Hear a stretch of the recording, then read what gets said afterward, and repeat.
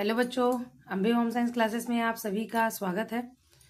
आज हम लोग एंजल के नियम को पढ़ेंगे। पिछले लेसन में मैंने आप लोगों को बताया था कि एंजल का नियम कब आया था और इन्होंने कितने वर्ग बांटे थे और इनका जो नियम था वो क्यों फ्लॉप हो गया या वैज्ञानिकों ने इनके में कमियां क्या निकाली। तो ये सारा मैंने आप लोगों को पिछले वीडियो में बता दिया। आज मैं आप लोगों को बताऊंगी कि एंजल ने कैसे कैसे कितना कितना प्रतिशत जो है किन किन मदों पर खर्च किया है। तो सारे बच्चे ये ग्राफ देखिए। इस तरह से आप लोग को ग्राफ भी बनाना होता है। जब आप प्रोजेक्ट तैयार करते हो ना बेटा, तो उसमें एक आपको ग्राफ के द्वारा भी दिखाना होता है। ठीक है, यहाँ पर क्या दिया है, आपके 3 वर्ग बांटे हैं। देखिए तीनों का अलग अलग एरो है। तो उसी तरह से यहाँ पे है, इसको यानी ये इसलिए दिया है सिंबल ताकि इसे देख करके आप यहाँ पर समझ लें। भोजन, वस्त्र, मकान, ईंधन, शिक्षा और नौकरी। तो कौन सा वर्ग कितना कितना खर्च करता है उसके हिसाब से देखिए यहाँ दिया है। अगर आपको ये वाला नहीं समझ में आ रहा है, नहीं याद हो पा रहा है, तो आप इस ग्राफ के द्वारा भी याद कर सकते हो। इस ग्राफ को अगर आप 1 से 2 बार बना लेते हो ना, तो आपको अच्छे से समझ में आ जाएगा। तो चलिए आइए मैं आप लोगों को बताती हूँ कि कैसे प्रतिशत निकाल करके इन्होंने एंजल महोदय ने अपने बजट को प्रस्तुत किया है। तो सारे लोग बस देखिएगा, मैं आप लोगों को सिर्फ परसेंटेज निकालना बताऊंगी कि कैसे परसेंटेज निकालते हैं। देखिए बेटा, मद मतलब आप जानते हैं ना, जिस पर हम खर्च करते हैं वो हमारी क्या कहलाती है, मद। आपके ऑब्जेक्टिव में या फिर अति लघु उत्तरीय प्रश्न में ये प्रश्न आ जाता है कि पारिवारिक बजट की प्रमुख मदें कौन सी हैं। तो मद यही है सारा। ये जो आप देख रहे हो ना, भोजन, वस्त्र, आवास, ईंधन, प्रकाश, शिक्षा, ये सब क्या है, हमारी मद है।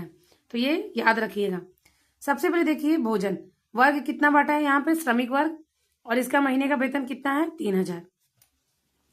मध्यम वर्ग ये कितना पाता है, 8000। धनी वर्ग का कितना है, 16000। अब देखिए सबको कैसे हम लोग निकालते हैं, फिर हमारा कैसे आता है। सबसे पहले भोजन, हम भोजन का निकालेंगे, तीनों का अलग अलग निकालेंगे बेटा हम लोग। देखिए भोजन पे क्या होता है, जो इनका मासिक वेतन है वो 3000 है, और हम सब जानते हैं कि निर्धन वर्ग भोजन पर कितना खर्च करता है, कौन, निर्धन वर्ग 60%। कितना खर्च करता है बेटा, 60%। तो अब आप हम निकालेंगे 30,000 का 60%। ठीक है, आप बच्चों को कितने लोगों को परसेंटेज आता है, जिसको आता है बेटा वो तो आसानी से निकालेंगे, लेकिन जिन बच्चों को नहीं आता है मैं उन्हें बेसिक से समझा रही हूँ। सारे बच्चे ध्यान दीजिए, आपका जो लेसन 5 है उसमें पूरा मैथ के क्वेश्चन है। मैं जब वो पढ़ाऊंगी तो आप लोगों को बहुत अच्छे से बता दूंगी कि कैसे हम प्रतिशत निकालते हैं, हमारा ब्याज क्या होता है, चक्रवृद्धि ब्याज क्या होता है, ये सब मैं बताऊंगी आप लोग को। तो सारे लोग ध्यान से देखिए, यहाँ पर क्या बेटा, परसेंटेज हमेशा जो होता है वो 100 में होता है। आप जब भी प्रतिशत निकालते हो बेटा, कितने में निकालते हो, 100 में। सबसे पहले आप बताओ, आपके जो नंबर होते हैं, सब पूछता है ना आप कितना परसेंट पाए हो, तो आपके रिजल्ट पे जो लिख जाता है आप उतना परसेंटेज बता देते हो। क्या आपको वो परसेंटेज निकालने आता है? अगर नहीं आता है तो ध्यान से देखिए, जो भी नंबर आप पाते हो बेटा, मान लो आपका एग्जाम हुआ है और आपके सब्जेक्ट कितने हैं, 600 में, यानी आपके टोटल नंबर, ये क्या है आपका पूरा, यानी टोटल पूर्णांक कितना है, 600। अब इसमें से कोई बच्चा पा गया 550, यानी आपके प्राप्तांक जो है वो कितने हैं, 550। ठीक, टोटल नंबर कितना है, 600, आपने कितना पाया, 550। तो अब इसका हम परसेंटेज निकालेंगे। कोई अगर आपसे पूछे कि आप बेटा कितना परसेंट पाए, तो आप सबको नंबर तो नहीं बताओगे, परसेंटेज तो आपको बताना ही पड़ेगा। तो परसेंटेज में हमेशा इस चीज को ध्यान रखिएगा, जो आपके टोटल नंबर होते हैं वो नीचे जाते हैं। कहाँ जाते हैं, नीचे।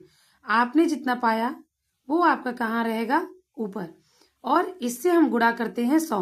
मैंने क्या बताया, परसेंटेज हमेशा 100 में निकलता है, तो 100 हमारा कहाँ रहेगा, यहाँ पर। ठीक है, तो अब देखिए बेटा, सिंपल भाषा में आप समझो, ये दोनों जो होते हैं, ये दोनों क्या है, दोस्त। ये दोनों क्या है, दोस्त। तो ये आपस में कभी भी कटेंगे नहीं। लेकिन ये दोनों जो हैं, ये क्या है, दुश्मन।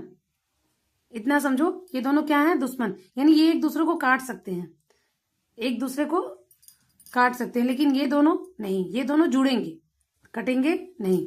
तो अभी देखिए क्या होता है, यहाँ पे हमारे क्या है, 2 जीरो है, और यहाँ भी क्या है 2 जीरो, तो हम इनको काट सकते हैं आसानी से। ठीक, अब ये आपका 2 जीरो 2 जीरो, यानी हमारे पास कितना बचा। अब 550 में हम 6 से क्या करेंगे, भाग देंगे। ठीक है, आप यहां देखो सिंपल तरीके से। अब आप 6 का पहाड़ा पढ़ो और वो 55 से ज्यादा ना हो। ठीक है, तो कितनी बार जाएगा, 9 बार। यहाँ पे क्या आएगा 54। अब देखिए यहाँ हम 5 में से 4 को क्या करेंगे, माइनस करते हैं, तो हमारा पे क्या आ गया 1, और ये 0 हम यहाँ पे करेंगे। अब बेटा देखिए 10 और ये 6 एक बार जाएगा, हम एक बार लेके गए। अब 10 में से हम 6 घटाए, हमारा कितना आया 4। अब देखो बेटा यहाँ 4 है और यहाँ 6 है, तो ये तो हमारा ज्यादा है, ये क्या है कम है, कभी नहीं जाएगा। तो हम क्या करते हैं, दशमलव का प्रयोग करते हैं। किसका प्रयोग करते हैं, दशमलव का। तो जब हम यहाँ पे दशमलव का प्रयोग करेंगे तो ये हमारा यहाँ पे क्या आ जाएगा 0। ठीक है, अब फिर हम कितनी बार ले जाएंगे, 6 बार, फिर हमारा 4 आ गया, यानी अब ये इतना ही जाता जाएगा। तो आप ये चीज को ध्यान रखो, जब भी दशमलव, जो आपका दशमलव होता है, अगर दशमलव के 3 अंक 4 अंक आपके 6 6 6 जा रहे हैं, कोई भी डिजिट जा रहा है, तो आप ध्यान रखो 5 6 7 8 9, अगर इतने डिजिट हैं तो क्या होता है, इसका 1 प्लस जुड़ जाता है आपके बगल वाले में। लेकिन अगर आप 1 2 3 4 ये है तो कोई नंबर जुड़ता नहीं, वो उतना ही आएगा। तो अभी आपका कितना है 91.66। तो मैंने क्या बोला, ये 6 का 1 किस में जुड़ जाएगा, क्योंकि ये 5 से 5 6 ज्यादा है ना, तो यहाँ पे क्या हो जाएगा इतना, यानी एग्जैक्ट आप इतना बताओगे 91.67। तो ये मैंने सिंपल आप लोगों को निकाला, आप अपने नंबर का परसेंटेज कैसे निकालोगे। लेकिन बेटा यहाँ पे ध्यान दो, यहाँ कुछ अलग चीज है। यहाँ क्या दिया, भोजन पे ये 60% खर्च करते हैं। यहाँ पे आपको परसेंटेज नहीं पूछा है, ये बताया है कि वो कितना खर्च करते हैं 60%। तो ये अभी हम 60% का अमाउंट निकालेंगे कि यानी वो 60%, 3000 का 60% हमारा कितना हुआ। तो यहाँ पे थोड़ा सा अंतर आएगा, आप ध्यान दो, दोनों में पास में बता रही हूं, आप ध्यान देना। हमारा टोटल अमाउंट कितना है बेटा 3000, कितना खर्च किया ये 60। तो अब 60 हमारा इसी के पास आएगा परसेंटेज। सारे लोग जाते हो शॉपिंग करने, मॉल में, दुकान पर, हर जगह डिस्काउंट लिखा रहता है ना, 20% ऑफ, 30% ऑफ, 25% ऑफ, 60% ऑफ। तो ये ऑफ मतलब क्या होता है, वहां पे आपका क्या रहता है, डिस्काउंट। तो आप क्या करते हो, जहां भी पेमेंट करवाने जाते हो, वो आराम से कंप्यूटर से आपका क्या करता है, पेमेंट निकाल के दे देता है और आप बड़े खुशी खुशी लेके चले जाते हो। क्या कभी आपने ये चीज देखने की कोशिश की कि उसने सही मुझे दिया है। हाँ, तो आपको जब ये निकालने आ जाएगा तो आप ये चीजों को अच्छे से समझ जाओगे। ठीक है बेटा, तो मैंने क्या बताया, यहाँ पे हमारा 60% दिया है। अब ये परसेंट को हमें हटाना है बेटा, ये जो परसेंट का एरो बना है इसे हमें हटाना है। और मैंने क्या बताया, परसेंटेज हमेशा हमारा 100 में होता है। तो अभी यहाँ 3000 कितना परसेंट है 60। 60 मैंने कहाँ लिखा है, बगल में, लेकिन यहाँ पे क्या था, यहाँ पे आपको परसेंटेज निकालना था ना, तो आप कैसे किए थे। तो अब क्या करेंगे, इसको हम 3000 का 60% है, तो परसेंटेज हटाया हमने, यहाँ पे लगा दिया 100। अब देखो बेटा ऊपर नीचे हमेशा दुश्मन होते हैं, 2 जीरो, चाहे आप इसका काटो चाहे इसका काटो। ठीक, तो मैं इसका काट देती हूँ। अब हमारे पास कितना बचा, 30 गुणे 60, 1 जीरो 1 जीरो लिख लीजिए आप। फिर 6 का पहाड़ा 3 बार पढ़ेंगे, कितना आता है 18। यानी अगर हम देखेंगे 3000 का 60% कितना हो गया हमारा 1800। समझ रहे हो आप मेरी बातों को। ठीक, फिर इसके बाद क्या है, जो धनी सॉरी क्या हम लोग अभी किसका निकाल रहे हैं, निर्धन वर्ग का। तो निर्धन वर्ग भोजन पर क्या किया है 60%। फिर वस्त्र पर कितना खर्च करता है 18, और ये 18 सब करते हैं, चाहे वो निम्न वर्ग हो, मध्यम वर्ग हो या फिर उच्च वर्ग हो। तो अब आप 18% का निकालिए। 3000 गुणे हम क्या लिखेंगे बेटा 18, परसेंटेज हटाना है तो नीचे जीरो, काट दीजिए दोनों जीरो। अब हम क्या करेंगे 30 गुणे 18, 1 जीरो आप लिख लीजिए। अब 18 गुणा 3 बार करिए, क्या हो जाएगा 540। ठीक है, क्या हो गया बेटा 540। तो अभी आपका 18% कितना आया 540। वस्त्र का हमने देख लिया, भोजन का हमने देख लिया। अब हम किसका देखेंगे? आवास। अब आवास पर भी तीनों वर्ग वाले कितना परसेंट खर्च करते हैं बेटा? 12%। कितना खर्च करते हैं? 12। तो अब हम 12 का निकालेंगे। आप लोग भी बेटा अपने से कोशिश करो, कोई भी संख्या लो और आप उसे निकालने की कोशिश करो, क्योंकि ये देखिए मैथ आप जितना प्रैक्टिस करोगे, आप जितना करोगे, आपको उतना ही समझ में आएगा। मैं कितना ही बता दूंगी, आप सिर्फ देखोगे तो आपको नहीं समझ में आएगा। आप भी कॉपी लो, पेन लो, मेरे साथ साथ जैसे जैसे मैं बता रही हूँ आप भी वैसे करते जाओ, ठीक है? तो अब हम क्या करेंगे, फिर आप वही प्रोसेस करेंगे। हमारे पास कितना बचा? 30 गुणे 12। एक जीरो आप उतार लो। 12 का फिर 3 बार पहाड़ा पढ़ो, क्या आ जाएगा? 360।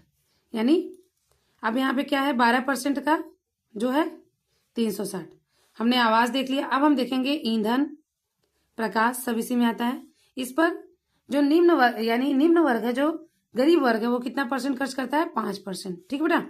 तो अब आप 3000 का 5% निकालो।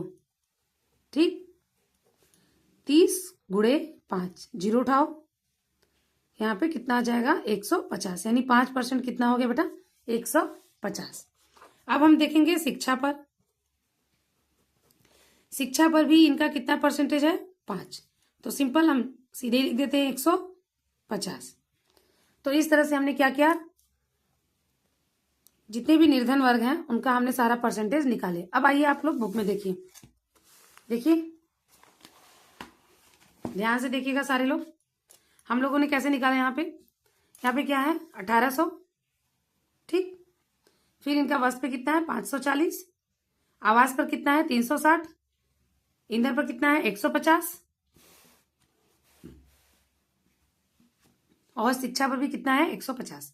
तो इस तरह से बेटा आप लोग अब मध्यम वर्ग और धनी वर्ग इनका आप लोग खुद से निकालिए। अगर आपको नहीं निकालने आता है तो आप जरूर कमेंट करिए कि हाँ मैम मुझे नहीं समझ में आया है, आप फिर से मुझे समझा दीजिए, तो मैं दोबारा कोशिश करूंगी आप लोग को बताने का। और आप लोग भी कोशिश करिए बेटा, अगर नहीं समझ में आता तो 1 बार 2 बार 3 बार आप वीडियो को वापस से देखो, आपको जरूर समझ में आएगा। और समझने के साथ साथ आप खुद से करो। तो ये था आपका एंजल का नियम। ठीक है, एंजल के जो सिद्धांत है थोड़ा सा मैं उसको बता देती हूँ। एंजल का जो सिद्धांत है बेटा, उसमें कुछ कमियां निकली। कमियां क्या निकली? इन्होंने कहीं भी बचत का कोई प्रावधान नहीं रखा है। और इनका कहना है कि उच्च वर्ग पारिवारिक बजट के लिए भोजन पर कुछ अधिक व्यय निर्धारित किया गया है। ठीक है ना? फिर इसके बाद क्या है? मकान का किराया मध्यम व उच्च वर्ग के हिसाब से काफी कम है, क्योंकि निम्न वर्ग मकान पे कम खर्च करता है, लेकिन उच्च वर्ग मध्यम वर्ग अपने मकान को भी अच्छा बना के रखना चाहते हैं, अपने स्टेटस के लेवल में लेके रखना चाहते हैं। इसके बाद क्या है? मध्यम व उच्च वर्गीय परिवार शिक्षा, स्वास्थ्य, मनोरंजन इन्होंने बहुत क्या किया है? अधिक खर्च करते हैं। और इन्होंने कितना बताया है? सिर्फ आपका 5%। इतना नहीं खर्च होता है बेटा। गरीब वर्ग जो होता है वो 5% करता है और नहीं भी करता है, लेकिन मध्यम वर्ग और उच्च वर्ग वाले ज्यादा खर्च करते हैं। इसके बाद एंजल के सिद्धांत के अनुसार परिवार की आय बढ़ने पर भी प्रकाश व्यवस्था जो भी आपके यहाँ वो बढ़ता नहीं है, परंतु व्यवहार में देखा जाता है तो जैसे जैसे आपकी आय बढ़ती है ना बेटा, आप व्यवस्था करते जाते हैं। इसी में से जितने भी बच्चे हैं, जरूरी नहीं कि सबके पास अच्छी खासी लाइट की व्यवस्था, इन्वर्टर की व्यवस्था, कुछ ऐसे भी बच्चे हैं जो लाइट न रहने पे अंधेरे में रह जाते हैं, नहीं पढ़ पाते हैं। तो जरूरी नहीं है कि हर एक वर्ग वाला इतना ही खर्च करे। तो यहाँ भी इनका जो था बजट वो उसमें भी कमी आई। डॉक्टर एंजल के अनुसार निर्धारित बजट में बचत का कोई भी प्रावधान नहीं। ये मोस्ट इंपॉर्टेंट है बेटा, मोस्ट इंपॉर्टेंट। यही ज्यादा पूछता है कि एंजल की सबसे बड़ी कमियां क्या थी, या फिर वैज्ञानिकों ने उनकी आलोचना क्यों की। तो इन्होंने कहीं भी बचत का कोई प्रावधान नहीं रखा है। ठीक है, अब है बजट बनाते समय ध्यान रखने योग्य बातें। ये आप खुद से बनाओ। मैंने जितना समझाया है आप उस बात को समझ के इसको खुद से लिखने की कोशिश करो बेटा, क्योंकि जब आप खुद से प्रयास करोगे तो आपको जरूर आएगा। एक बार मैं समझा देती हूँ कि क्या क्या बातों को हमें ध्यान रखना चाहिए। हमें अपने समाज, अपने आर्थिक परिस्थिति को ध्यान में रखकर ही बजट बनाना चाहिए। हमें बजट बनाते समय अपने आय और व्यय को बहुत बारीकी से समझना चाहिए। हमारा आय कितना है, हमारा व्यय कितना हो रहा है, तो हमें उसका हमेशा संतुलन बना के रखना चाहिए। कभी भी आय से ज्यादा हमें व्यय नहीं करना है। फिर इसके बाद हमें समय यानी परिवार के जो भी हमारे सदस्य हैं, समय के साथ साथ उनकी रुचियों का भी हमें ध्यान जरूर रखना चाहिए, क्योंकि परिवार में जब तक संतुष्टि नहीं होगी आपका बजट कभी भी सफल नहीं होगा। तो ये सारी बातों को ध्यान में रखिए। इसके बाद आपका ये लेसन समाप्त। एक और टॉपिक है आपका बेटा मित व्ययिता। मित व्ययिता को मैं समझा दूं क्योंकि ये भी पूछता है। मित व्ययिता आपके या तो बहुविकल्पी में आ जाता है, या फिर अति लघु में आ जाएगा, या लघुत्तरी में आ जाता है। विस्तृत में नहीं आता है बेटा ये, लेकिन ये 3 जगह पे आता है। तो आप इसको समझो मित व्ययिता क्या है। कक्षा 9 में भी आपने पढ़ा होगा मित व्ययिता के बारे में। तो देखो एक शब्द में बताती हूँ। मित व्ययिता का मतलब होता है फिजूल के खर्च से बचना। इसे हम कंजूसी नहीं कहते हैं। जैसे आप दुकान पे जाते हो, जब भी आप मार्केट जाओ, 1 दुकान, 2 दुकान, 3 दुकान, आपको जितना हो सके मार्केट में जितने भी दुकान है, भले वो नाम के हों, लेकिन आप जरूर हर दुकान पे जाओ। आपको कोई भी सामान लेना है, आप पता करो किस दुकान पे कितना उसका दाम है, और आप देखो कि क्या दाम के हिसाब से उसकी क्वालिटी है। क्योंकि जो दुकान वाले होते हैं कुछ चीजों पे अपनी मनमानी भी दाम लगाते हैं, और आपको दिखाएंगे कुछ अच्छा, लेकिन देते अच्छा नहीं। तो ये जो कार्य करते हो आप, इसे हम क्या बोलते हैं? सूझबूझ का कार्य। यही हमारा मित व्ययिता है। आप मार्केट निकले हो सामान खरीदने, आप सामान ना खरीद के कुछ अलग की चीजें खरीदने लगे, कुछ अपने मनोरंजन की चीजें खरीदने लगे, तो वहां पे आप क्या कर रहे हो? फिजूल के खर्च कर रहे हो। तो इसे ही हम यानी मित व्ययिता के अंतर्गत ये क्या है कि अगर आप जिस कार्य के लिए गए हो उस कार्य को टोट पटोल के अच्छे से देख के सोच समझ के आप उस कार्य को करो। आप कपड़ा लेने गए हो, सामान लेने गए हो, कोई भी चीज लेने गए, आप उसकी क्वालिटी, उसके क्वालिटी के हिसाब से क्या उसका दाम है, क्या ये मेरे लिए सुटेबल है, इन सब चीजों को सोच समझ के करना, यही हमारा क्या कहलाता है? मित व्ययिता। ठीक है बेटा। अब देखिए मित व्ययिता में कुछ अनिवार्य बातें रखी गई हैं। आवश्यकता के अनुसार खरीद, यानी हमें जिस चीज की जरूरत है बेटा, हमें पहले वो चीज को प्रायोरिटी देनी चाहिए। ऐसा नहीं है कि हम सामान खरीदने गए हैं कुछ और वहां पर जाकर के कुछ और, यानी कपड़ा लेने गए और हम जूते चप्पल की दुकान पे चले गए, तो ये कोई अच्छी बात नहीं है। आपको जो चीज जरूरत है आप अपनी आवश्यकता के अनुसार खरीदिए। दूसरा, नगद भुगतान। कभी भी उधार करने की कोशिश मत करिए। जैसे आजकल क्या हो गया बेटा, जो भी बड़ी चीजें लेते हैं, आप इलेक्ट्रॉनिक की सामान लेते हैं जिसका बजट ज्यादा होता है, लोग उसको क्या करते हैं? किस्त में लेते हैं। तो किस्त में कोई भी चीज लेने पे हमें उसमें ज्यादा घाटा होता है, क्योंकि किस्त पे आप जो भी उसका दाम होता है यानी रियल दाम से ज्यादा हमें भरना पड़ता है। भले ही लोगों को लगता है कि महीने में थोड़ा थोड़ा तो देना है, लेकिन अगर आप उस महीने को पूरा जोड़ो तो आप देखो उसका जितना अमाउंट रहेगा आपको उससे ज्यादा देना पड़ता है। तो इसके लिए आप ध्यान रखो कि जब आपके पास नगद के पैसे हों तभी आप ये सारी चीजों को खरीदो। आप थोड़े थोड़े पैसे स्टोर करते जाओ, रखते जाओ अपना, और जब आपके पैसे पूरे हो जाए तो आप जाकर के नगद देकर के सामान खरीद लो। लेकिन किस्त पर लेने की कोशिश नहीं करना चाहिए, सही स्थान से खरीदना। बेटा कभी भी कोई भी दवा लेना हो, सामान लेना हो, घर के सामान लेना हो, तो आप हमेशा विश्वसनीय दुकान पर जाने की कोशिश करिए। क्योंकि कुछ दुकान वाले ऐसे होते बेटा, जो छोटे मोटे दुकान वाले होते हैं, वो क्या करते हैं? पैकेट देखने में वैसा ही रहेगा, सब कुछ सेम रहेगा, लेकिन उसके जो नाम होते हैं उसके स्पेलिंग में थोड़ी सी मिस्टेक, और लोग क्या करते बेटा उसको देखते नहीं है, ध्यान नहीं देते, और वो पैकेट की सुंदरता, जैसे आप मार्केट में लेते हो जो भी सामान, आप वैसे ही देख करके वो लेके चले आते हैं। फिर जब आप उसको यूज करते हो तो आपको समझ में आता है कि इसकी क्वालिटी में कमी है। तो आपको हमेशा विश्वसनीय दुकान पर जाना चाहिए। और आप उपभोक्ता हो तो आपको कंज्यूमर की तरफ से यानी सरकार की तरफ से आपको कुछ छूट भी दी गई है, तो आप उस चीजों को भी ध्यान में रखिए। गुणों की पहचान, कोई भी सामान खरीदो बेटा तो उसके क्वालिटी के बारे में जरूर जानो। कुछ वस्तुएं थोक में खरीदना, जैसे आप साल भर के लिए जो भी सामान खरीदते हो ना बेटा, तो आप उसे कोशिश करो कि आप थोक में ही ले लो, क्योंकि थोक में लेने पे आपको हमेशा कम पैसे में मिल जाता है। फिर इसके आगे है संरक्षण विधि का ज्ञान, यानी आप जो भी सामान खरीद के लाए हो उसको कैसे हम सुरक्षित रख सकते हैं उसके बारे में भी आपको ज्ञान होना चाहिए। जैसे मुरब्बा, अचार, टमाटर की चटनी, इन सबको कैसे हम संरक्षित करें। फिर गृह कार्यों में के लिए कम से कम नौकर रखना। आप कोशिश करो खाना बनाना, कपड़ा धुलना, बच्चों को पढ़ाना, सिलाई करना, बुनाई करना, ये सारे काम आप स्वयं करो। इससे भी आप अपने जो धन है उसे आप बचा सकते हैं। ये भी आपके मित व्ययिता के अंतर्गत आता है। गृह कार्यों के लिए बालकों को ट्यूशन रखने के बदले स्वयं पढ़ाइए, क्योंकि अगर आप स्वयं पढ़ाते तो आपका भी नॉलेज बढ़ता है और बच्चे भी आपसे अच्छे से समझेंगे। फिर घर की वस्तुओं की नियमता पूर्वक देखभाल और मरम्मत करना। तो ये सारा क्या है? आपकी मित व्ययिता। तो आज आपका ये लेसन खत्म हो गया बेटा। मैंने जितना बताया ये आपके अति, लघु, विस्तृत तीनों प्रश्न के उत्तर हो गए। अब नेक्स्ट वीडियो में मैं आप लोगों के जितने ऑब्जेक्टिव हैं वो सारा बता दूंगी, क्योंकि इस लेसन से बेटा आपके ऑब्जेक्टिव जरूर आते हैं। ठीक है, तो बस आज के लिए इतना ही। धन्यवाद।